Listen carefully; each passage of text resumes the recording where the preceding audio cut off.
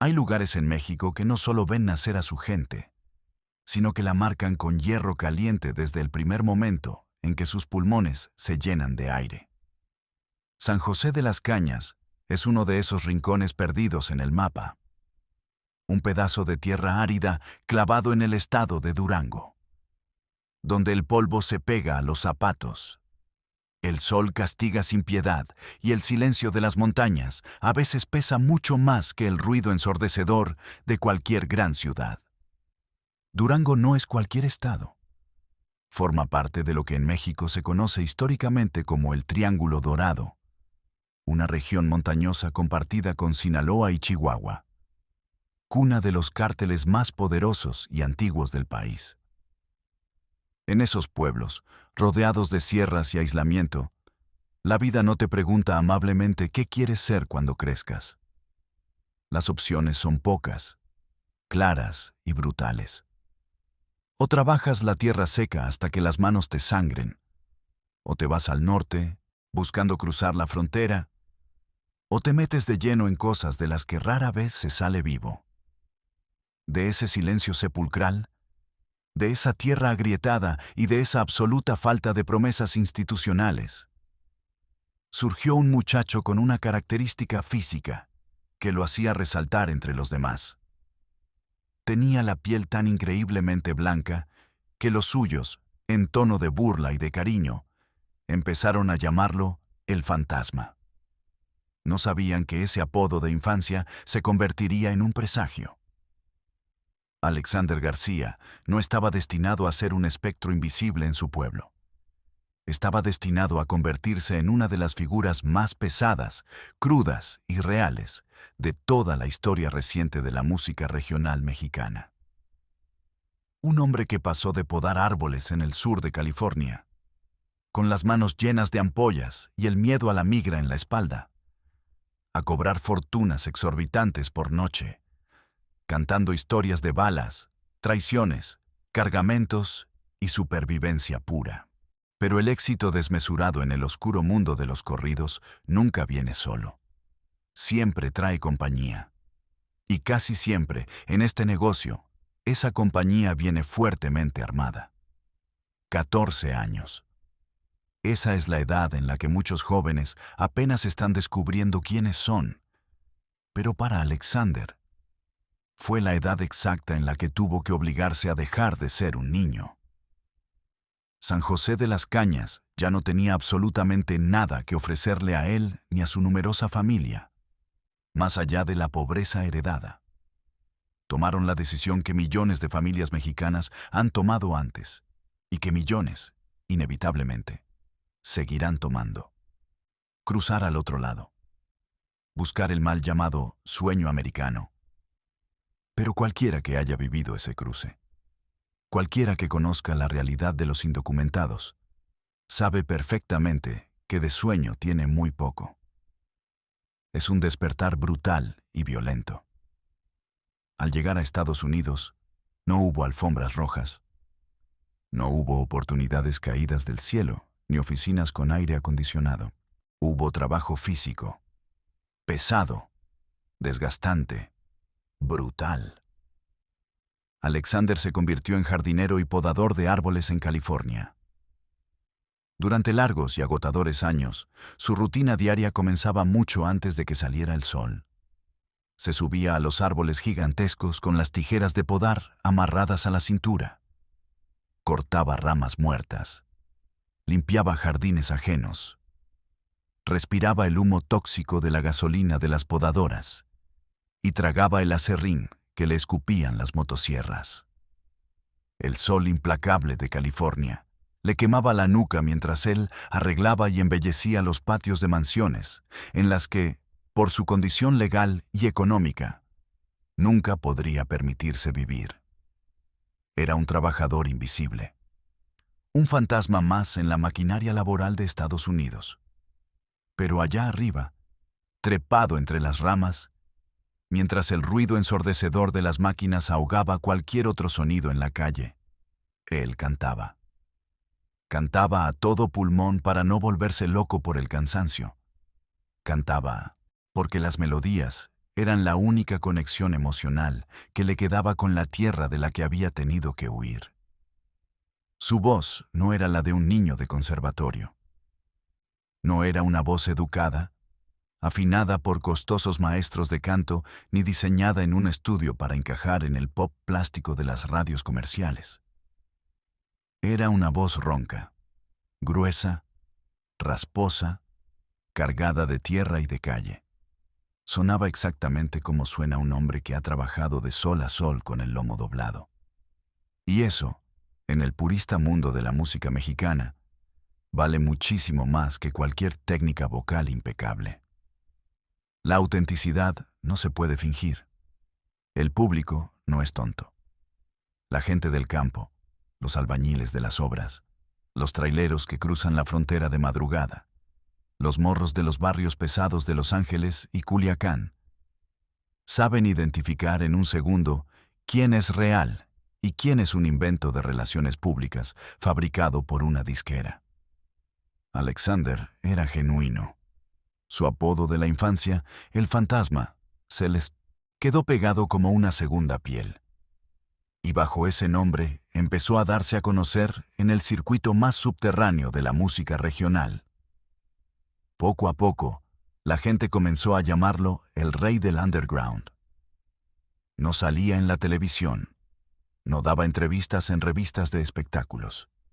Cantaba en reuniones privadas, en fiestas pequeñas de fines de semana, y subía videos caseros a las redes sociales, donde se le veía interpretando temas con una guitarra sierreña, sin grandes producciones, a veces tomando un trago de tequila frente a la cámara, siempre con la actitud inquebrantable de alguien que no le debe nada a nadie.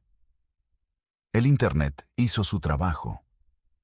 Los videos empezaron a correr de celular en celular a través de WhatsApp. Hasta que en el año 2016, todo ese fuego que venía acumulando finalmente encontró la pólvora necesaria para estallar. Lanzó un tema que llegó para patear la puerta y cambiar las reglas de la industria. Se llamaba Mi 45. La canción no era una balada romántica para enamorados. No era una cumbia movida para amenizar bailes de salón. Era un corrido puro, duro y violento, al más viejo y respetado estilo. Hablaba de armas, de una pistola calibre 45, del respeto que exige un hombre armado, de la lealtad hacia los jefes y de la disposición absoluta a soltar plomo para defender lo suyo. Y el público masivo enloqueció por completo. En una época donde muchos artistas regionales intentaban desesperadamente modernizar su sonido metiéndole ritmos urbanos, colaboraciones de reggaetón o letras románticas de pop, el fantasma hizo exactamente lo contrario. Viajó en el tiempo. Trajo de vuelta el sonido pesado y asfixiante de la tuba, el golpeteo seco de la batería rústica, el bajo sexto y las guitarras campiranas. Volvió a las raíces de la sierra. Volvió a la estética sonora de Chalino Sánchez. Y como cualquiera que conoce a profundidad cómo funciona la psique del mexicano sabe, la nostalgia combinada con la rudeza es una mezcla letal. Mi 45 explotó de una manera que ni él ni su equipo llegaron a prever. Los videos sumaron millones de reproducciones en cuestión de días. Las calles, las redes sociales y las aplicaciones de música se llenaron de hombres y mujeres escuchando la canción a todo volumen en sus camionetas blindadas y en sus autos modificados. El humilde jardinero de Durango, el muchacho indocumentado, se había convertido de golpe en un fenómeno viral imposible de ignorar. Y de un día para otro, las pesadas tijeras de podar quedaron tiradas en el césped de California para siempre. El ascenso a partir de ese punto fue meteórico e imparable. Firmó contratos millonarios con el sello Affinart Music y la maquinaria de la industria se echó a andar a toda su capacidad. Sus canciones empezaron a escalar y a dominar las listas de popularidad de Billboard. Grabó álbumes enteros que se convirtieron instantáneamente en himnos obligatorios de las calles. Sus letras conectaban de manera profunda porque hablaban del honor de los hombres de antes, del valor del trabajo duro, del desprecio por los amigos falsos y de la frialdad necesaria para la venganza. Era la estricta filosofía de la supervivencia callejera convertida en arte. El éxito se multiplicó de forma escandalosa cuando unió fuerzas con otros artistas emergentes que compartían su misma visión rústica y sin filtros, como el dueto de Los Dos Carnales, originarios de Coahuila. Juntos grabaron un éxito monstruoso titulado Cabrón y Vago. Esa canción en particular rompió todos los esquemas.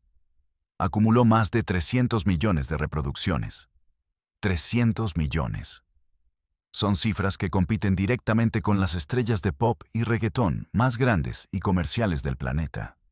En las letras de esa canción, los cantantes celebran con orgullo el ser hombres imperfectos, vagos de cantina, a veces malos, pero siempre frontales y de palabra. Y el público hispano, desde las barras más oscuras de Tijuana hasta las enormes zonas de construcción en Texas, la adoptó de inmediato como un himno de identidad personal. Temas como Palabra de Hombre y Encantadora terminaron de consolidarlo. El Fantasma ya no era un simple cantante de nicho en Internet. Era una superestrella de proporciones gigantescas. Llenaba palenques hasta el tope. Compraba colecciones de autos clásicos y camionetas de lujo. Usaba ropa de diseñador costosa, pero siempre, invariablemente, con su sombrero tejano bien puesto y sus botas limpias, sin perder un milímetro de su esencia de ranchero. A simple vista, parecía que había ganado el juego de la vida. Parecía que había logrado vencer al sistema que lo marginó de niño. Pero aquí es exactamente donde la historia se complica y se oscurece de una manera que nadie en ese momento de euforia supo leer. O que, más bien, todos en el negocio sabían perfectamente, pero nadie se atrevía a decir en voz alta por miedo. Cantar corridos en México no es lo mismo que cantar baladas de amor. No es un género musical cualquiera que puedas interpretar y luego irte a dormir tranquilo. Es caminar a ciegas por un inmenso campo de minas activas. El corrido nació como una forma valiosa de periodismo popular oral durante la época de la Revolución Mexicana. Era la manera rápida en que la gente de los pueblos aislados se enteraba de quién había ganado la última batalla, quién había muerto en combate y quién había traicionado a su general.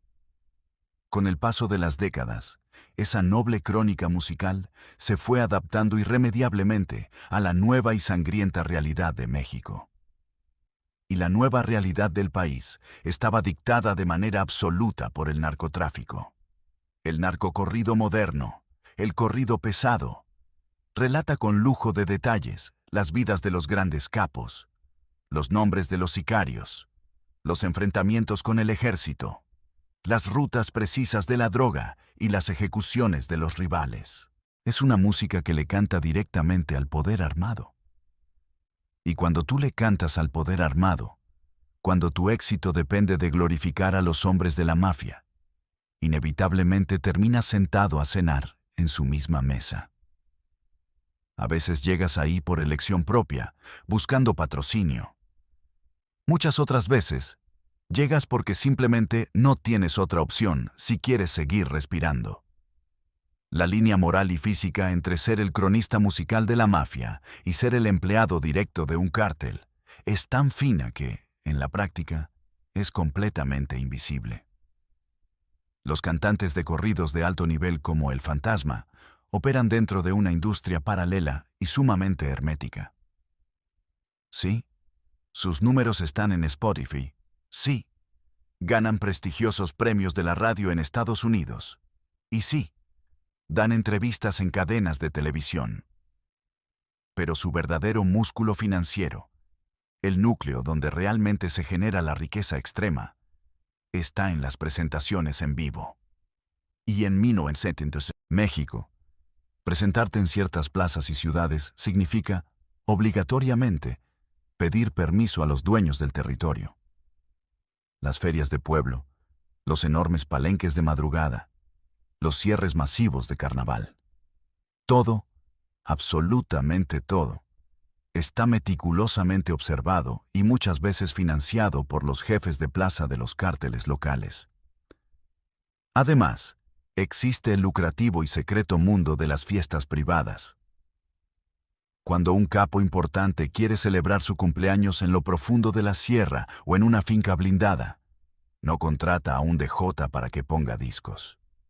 Paga sumas astronómicas, en billetes en efectivo metidos en portafolios, para que el cantante más famoso del momento vuele en una avioneta privada hasta su rancho a cantarle en la cara las canciones que le gustan. Tú, como artista, no preguntas jamás quién te contrató. Tú simplemente llegas, afinas tu guitarra, cantas lo mejor que puedes, cobras el dinero y te vas rogando a Dios llegar a salvo a tu casa. No miras a nadie a los ojos más de lo estrictamente necesario. Así ha funcionado esta industria manchada de sangre durante décadas. Así fue exactamente con Chalino Sánchez. Así fue con Valentín Elizalde en Reynosa. Así fue con Sergio Vega. Y el público sabe de sobra cómo terminaron las vidas de todos ellos. Muertos. Acribillados con armas largas en sus propias camionetas al salir de cantar. El fantasma sabía perfectamente en qué terreno resbaladizo estaba pisando. Nunca fue un novato ingenuo. Desde sus primeras composiciones, dejó muy claro que entendía a la perfección los códigos del crimen y del honor callejero. Pero entender los códigos no te hace a prueba de balas. El peso aplastante de cantar corridos pesados empezó a materializarse en su vida rápidamente. Las autoridades gubernamentales, cansadas de la violencia en sus estados, comenzaron a ver de reojo su masivo nivel de influencia. En octubre del año 2019, el municipio de Querétaro decidió ponerle un alto en seco. Había un magno concierto programado en la histórica Plaza de Toros Santa María. El secretario de Gobierno municipal fue tajante y directo con los promotores y los artistas invitados. Cero tolerancia absoluta a los narcocorridos. No querían apología de la violencia. No querían bajo ninguna circunstancia canciones que exaltaran a líderes criminales sonando en su ciudad. El otro artista principal del evento era Alfredo Olivas. Olivas acató la orden de inmediato y sin protestar. Y es lógico. Alfredo Olivas sabe en carne propia lo que significa la violencia extrema. A él mismo le metieron varios tiros en el cuerpo en pleno escenario de Parral, Chihuahua, años atrás. Aquella noche en Querétaro, Olivas cantó exclusivamente canciones románticas o temas inofensivos para evitar problemas. Pero el fantasma no se doblegó. Él salió al ruedo de la plaza con su banda y cantó exactamente lo que su público le pidió a gritos. Cantó sus historias pesadas de siempre. Las ráfagas, el polvo, el contrabando, las armas. El resultado institucional fue inmediato. El gobierno local lo vetó de manera definitiva y oficial para presentarse en el municipio por el resto de la administración. Le impusieron una multa económica severa, tanto a él como al promotor del evento. Fue un golpe de autoridad del Estado. Pero irónicamente, para el fantasma, y bajo las retorcidas reglas de su género musical, ese veto funcionó como una medalla al mérito. En este negocio, que un gobierno te censure por cantar la verdad de las calles te otorga una credibilidad inmensa. Lo hizo ver como un rebelde indomable. Fiel a su ideología de ser un periódico de barrio, no dejó de cantar ni una sola estrofa. Sin embargo, la censura de un gobierno es, al final del día, un problema menor. Es un simple trámite burocrático que se arregla con abogados. El verdadero terror, el pánico absoluto, viene cuando los que te exigen dejar de cantar no llevan un gafete de funcionario ni una placa de policía. sino que llevan chalecos tácticos y rifles de asalto. Cantarle un corrido a quien no debes, o simplemente mencionar un apellido equivocado frente al público equivocado en una ciudad en guerra, es firmar tu propia sentencia de muerte. En el extraño mundo de la fama grupera, los fanáticos asumen erróneamente que el cantante de corridos tiene el mismo nivel de poder y protección que los mafiosos de los que habla en sus canciones. Pero la realidad es infinitamente más cruda. Los artistas son los blancos más fáciles y expuestos de todos. Están de pie sobre una tarima, iluminados por focos gigantes, totalmente indefensos frente a miles de personas en la oscuridad. Son el objetivo perfecto para mandar un mensaje. Y el desgaste psicológico de saber que cualquiera entre la multitud puede jalar un gatillo, se vive en cada minuto de cada concierto. Hay un perturbador video grabado por un fanático que circula en las profundidades de las redes sociales y que captura, con una nitidez escalofriante, este preciso momento de pánico helado. El fantasma está en pleno concierto, rodeado del ruido de su banda, cantando con toda la potencia de sus pulmones. Está en su elemento, dominando a la multitud. De repente, alguien del público de las primeras filas estira el brazo y le hace llegar un pequeño pedazo de papel doblado. Una nota. Cualquier persona que conozca mínimamente la sangrienta historia reciente de la música en México sabe exactamente lo que significa un pedazo de papel entregado en pleno escenario. Fue de esta misma forma, macabra y silenciosa, como el legendario Chalino Sánchez recibió su propia sentencia de muerte en mayo de 1992, mientras daba un concierto en el club Plaza Los Arcos de Coachella. En aquella ocasión histórica, Chalino tomó el papel, lo leyó, su rostro palideció, se secó el sudor frío de la frente, y con una valentía suicida siguió cantando. Horas después, su cuerpo fue encontrado tirado en un canal de riego con 2 balazos en la cabeza. En el video reciente de El Fantasma, la historia parece repetirse como un bucle de pesadilla. Se le ve tomar el papel con la mano derecha. Abre la nota mientras los pesados acordes de la tuba siguen sonando a sus espaldas. Sus ojos escanean rápidamente las palabras escritas. Durante unos larguísimos segundos, su rostro cambia por completo. La sonrisa de confianza desaparece. La expresión de su mandíbula se tensa. La máscara impenetrable del artista rudo e intocable se agrieta por un breve y terrible instante para dejar ver al ser humano aterrorizado que sabe que es de carne y hueso. Termina de leer rápidamente. Dobla el papel con un movimiento discreto y se lo entrega en la mano a un enorme miembro de su equipo de seguridad privada que está parado justo a su lado. El guardia abre la nota, la lee y su rostro se desfigura con una clara expresión de alarma y preocupación. Pero el show no se puede detener. El fantasma agarra el micrófono con fuerza, cierra los ojos y la canción continúa. Nunca se confirmó de manera oficial qué demonios decía esa nota de papel. Nunca se dijo a los medios si era una amenaza de muerte directa de un cártel rival, una advertencia de desalojo o una simple solicitud de canción malinterpretada. Pero en este violento contexto, los silencios y las especulaciones pesan mucho más que las declaraciones de prensa.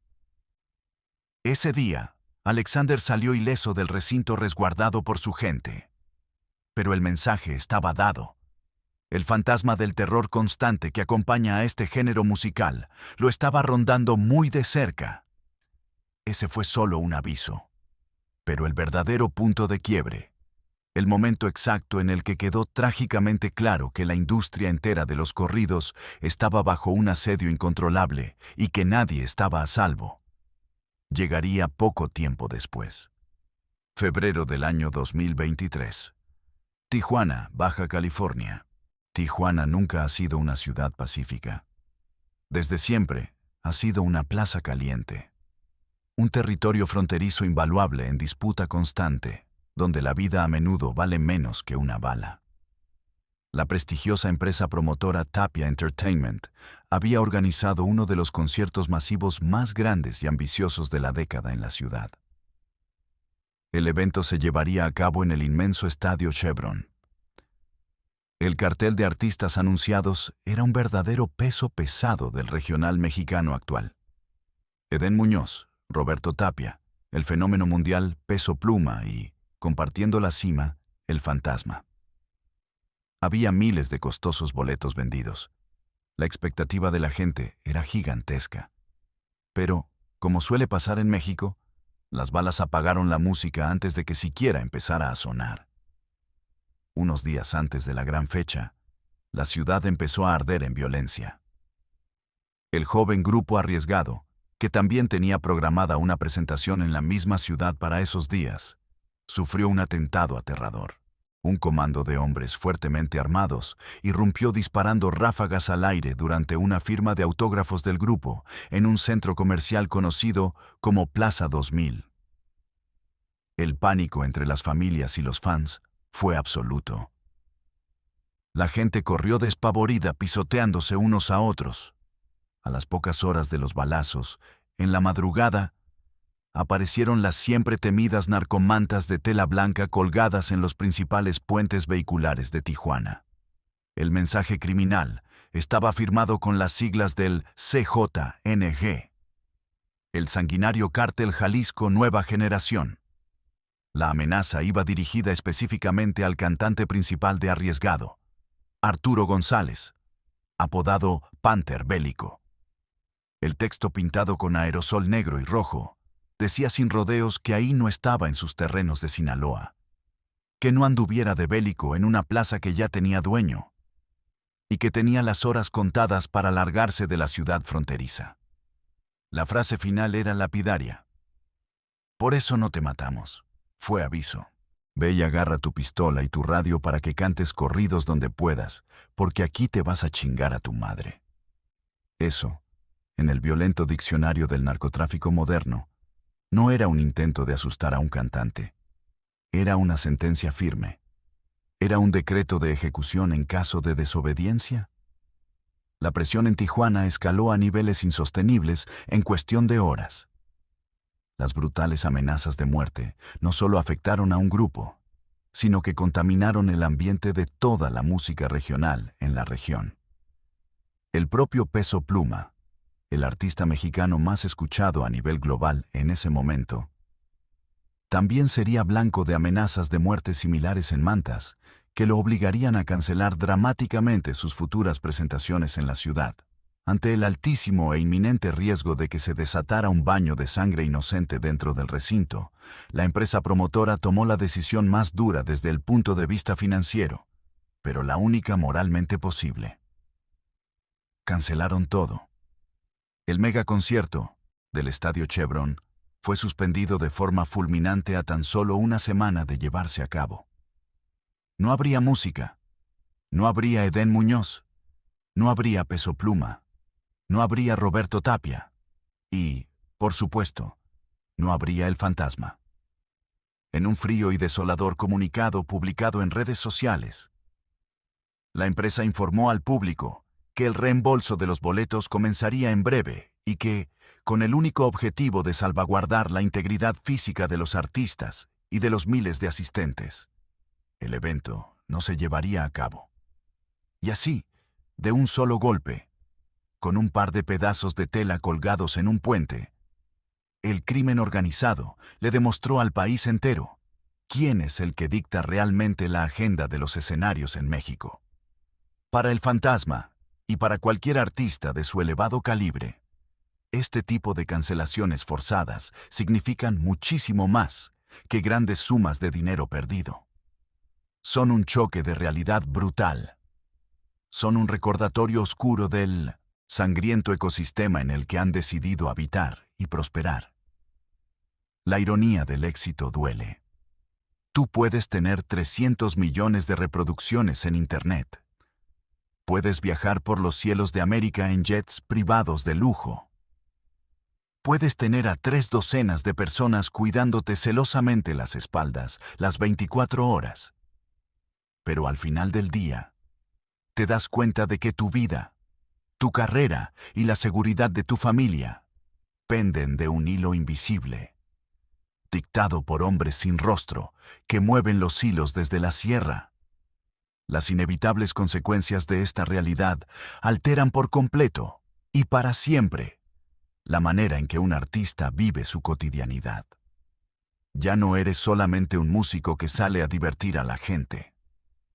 Eres un blanco móvil de alto valor. A partir de ese punto de quiebre, las medidas de protección y logística se vuelven paramilitares. Adquieres camionetas SV con blindaje nivel 5 o 6, capaces de resistir impactos de fusiles de asalto y granadas de fragmentación. Contratas avanzadas de seguridad privada armada, que llegan a las ciudades días antes, para revisar minuciosamente las rutas desde el aeropuerto, los accesos traseros de los hoteles y cada rincón de los recintos de conciertos.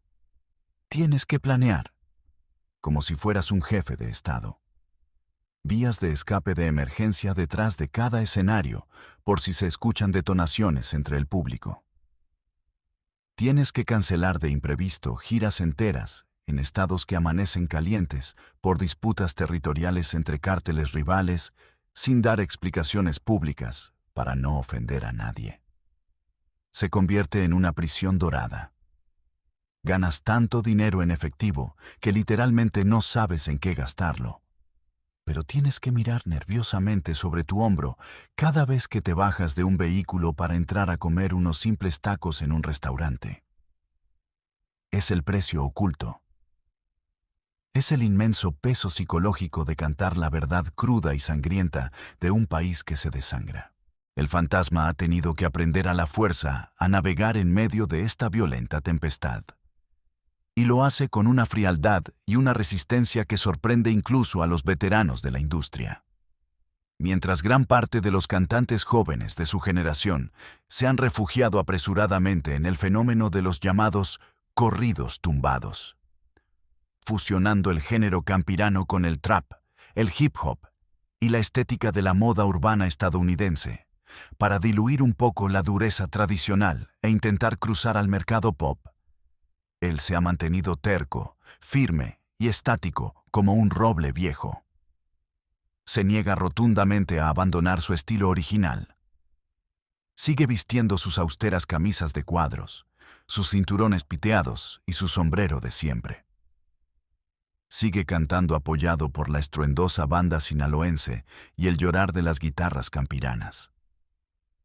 Ha logrado superar crisis de salud personales severas, como el aislamiento prolongado y peligroso que sufrió debido a un contagio crítico de COVID-19, que lo obligó a parar en seco y que lo dejó, en sus propias palabras, fuera de servicio.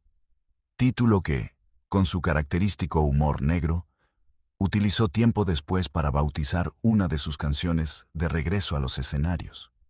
Sobrevivió a los embates de los virus invisibles. Ha sobrevivido a las multas y censuras de los gobiernos municipales puritanos y, al menos hasta el día de hoy, ha logrado sobrevivir a las oscuras sombras armadas que vigilan en silencio cada uno de sus conciertos desde las gradas más lejanas. Hoy en el presente, con poco más de 30 años de edad, su legado en la cultura musical contemporánea ya está firmemente asegurado en los libros de historia. Alexander García le demostró a toda una industria musical escéptica que el público de a pie, la gente real, todavía tiene un hambre insaciable por las historias puras. Demostró que el sonido denso y análogo de décadas pasadas aún vende millones. Su éxito comprobó la vigencia de la figura del hombre rudo que no se dobla ni pide disculpas por ser quien es. Su gigantesca influencia se puede ver y escuchar claramente en las decenas de agrupaciones nuevas que brotan cada mes, intentando imitar su tono de voz rasposo y su postura inquebrantable de ranchero. Los verdaderos fanáticos de la música regional lo reverencian no como a una estrella inalcanzable, sino como a un ídolo dolorosamente cercano. cuando él canta sus corridos sudando en el escenario. Los hombres de clase trabajadora, los migrantes indocumentados y los campesinos no ven a un millonario excéntrico producto de la mercadotecnia. Ven a uno de los suyos que, contra toda probabilidad matemática, logró vencer a la pobreza. Ven al humilde jardinero de Durango que, a base de esfuerzo y pulmón, se coronó como rey. Y ese sentimiento de profunda empatía genera una lealtad salvaje que ninguna campaña publicitaria millonaria podría llegar a comprar jamás. Pero nadie sabe mejor que él que ese pesado trono que hoy ocupa está permanentemente rodeado de fantasmas reales. Los caídos. Los mártires de la música grupera que quedaron tendidos en el asfalto. Cada noche que Alexander sube a una tarima, cada vez que el rugido metálico de la tuba rompe el viento para anunciar el inicio frenético de un corrido pesado, él sabe en el fondo de su conciencia que está invocando fuerzas primitivas y oscuras que escapan por completo a su control. Es una danza macabra con la muerte. Una ruleta rusa con balas reales que se juega voluntariamente cada fin de semana en las ferias, plazas y palenques, tanto de los estados de México como de las ciudades de Estados Unidos. Es el tributo de sangre que el género exige en silencio a sus más grandes exponentes. Aquel muchacho solitario de 14 años, que cruzó la peligrosa frontera norte huyendo de la absoluta falta de un futuro prometedor en su natal Durango, encontró del otro lado el éxito más abrumador y gigantesco que cualquier niño de rancho jamás se atrevió a imaginar en sus mejores sueños. Dejó para siempre de cortar las ramas secas de los árboles en California y empezó a cortar el tenso aire de la noche con una garganta que hace vibrar hasta los cimientos de los estadios más grandes del continente. En su juventud le dijeron el fantasma, como una simple broma por el color pálido de su piel, pero por azares del destino, terminó encarnando con su voz y su presencia el espíritu vivo de toda una cultura popular que, a pesar de las tragedias, las balas y las amenazas, se niega categóricamente a bajar la cabeza y guardar silencio frente al miedo. Hoy es multimillonario. Es aclamado por multitudes. Es idolatrado por una generación entera. Y, sin embargo, cada madrugada, cuando las luces cegadoras del escenario por fin se apagan y los gritos eufóricos del público comienzan a desvanecerse en el aire frío, él sigue siendo el hombre que debe caminar rápidamente rodeado de guardias armados para subirse a la parte trasera de una pesada camioneta blindada. En el fondo, esperando con la respiración contenida que el próximo pedazo de papel arrugado que un desconocido le entregue sorpresivamente en la mano sea única y exclusivamente para pedirle que cante una canción.